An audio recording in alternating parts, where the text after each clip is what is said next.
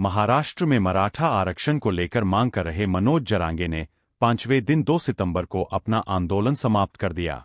इस पर राज्य के उप मुख्यमंत्री एकनाथ शिंदे ने कहा कि राज्य सरकार ने मराठा समाज की प्रमुख मांगों को पूरा कर न्याय का काम किया है। शिंदे ने यह भी कहा कि मराठा आरक्षण के साथ साथ ही अन्य समुदायों का आरक्षण भी अक्षुण्ण रखा गया है।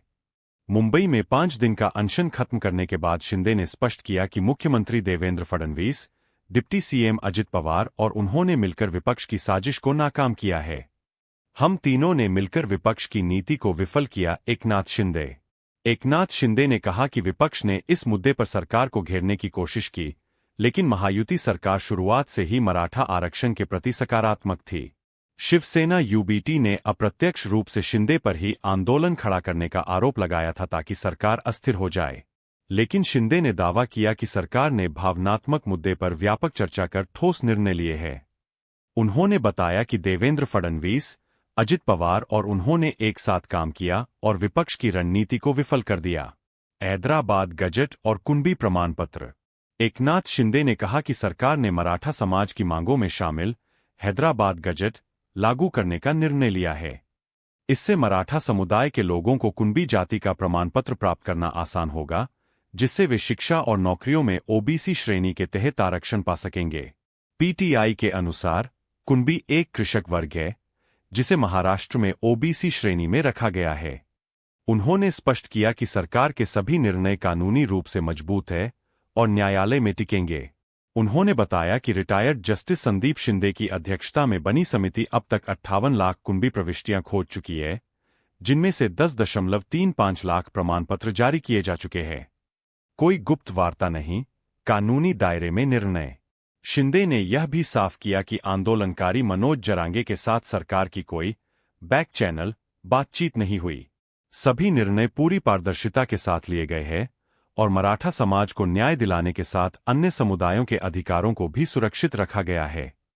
केंद्रीय गृह मंत्री अमित शाह बुधवार को राष्ट्रीय राजधानी में Bihar Bharatiya Janata party Bhajpa core committee की बैठक की अध्यक्षता करेंगे, जिसमें बिहार विधानसभा चुनाव के लिए पार्टी के राज्य के शीर्ष नेताओं के साथ रणनीति पर चर्चा की जाएगी।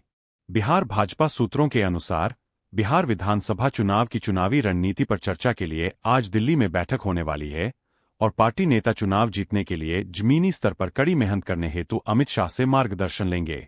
बिहार भाजपा के एक वरिष्ठ नेता ने नाम न छापने की शर्त पर बताया कि बिहार चुनाव की रणनीति पार्टी के लिए बेहद महत्वपूर्ण है, क्योंकि केंद्रीय गृह मंत्री अमित शाह का मार्गदर्शन राज्य विधानसभा चुनाव में एनडीए की सफलता का मार्ग प्रशस्त करेगा। बिहार के एक अन्य वरिष्ठ भाजपा नेता ने एएनआई को बताया कि लोकसभा में विपक्ष के नेता राहुल गांधी और बिहार में विपक्ष के नेता तेजस्वी यादव के नेतृत्व में जिस तरह से मतदाता अधिकार यात्रा निकाली गई, उसका उद्देश्य बिहार की जनता को वोट चोरी के नाम पर गुमराह करना और दुनिया के लोकप्रिय नेता प्रधानमंत्री नरेंद्र मोदी और उनकी मां को गालियां देना है। भाजपा नेता ने आगे कहा कि आज की बैठक में पार्टी आलाकमान जो भी मार्गदर्शन और सुझाव देगा, हम उसे जमीनी स्तर पर लागू करेंगे ताकि पार्टी कार्यकर्ताओं को बिहार में आगामी विधानसभा चुनाव में राष्ट्रीय जनतांत्रिक गठबंधन एनडीए की जीत सुनिश्चित करने के लिए प्रेरित किया जा सके। बिहार विधानसभा चुनाव इस साल अक्टूबर या नवंबर में होने की उम्मीद है। हालांकि भारत निर्वाचन आयोग ईसीआई ने अभी तक आधिकारिक कार्यक्रम की घोषणा नहीं की है। जहां भाजपा, जदयू और लोजपा से मिलकर बना एनडीए एक बार फिर बिहार में अपनी सत्ता बरकरार रखने की कोशिश करेगा, वहीं राजद, कांग्रेस और वामपंथी दलों से मिलकर बना इंडिया ब्लॉक नीतीश कुमार को सत्ता से बेदखल करने की कोशिश करेगा।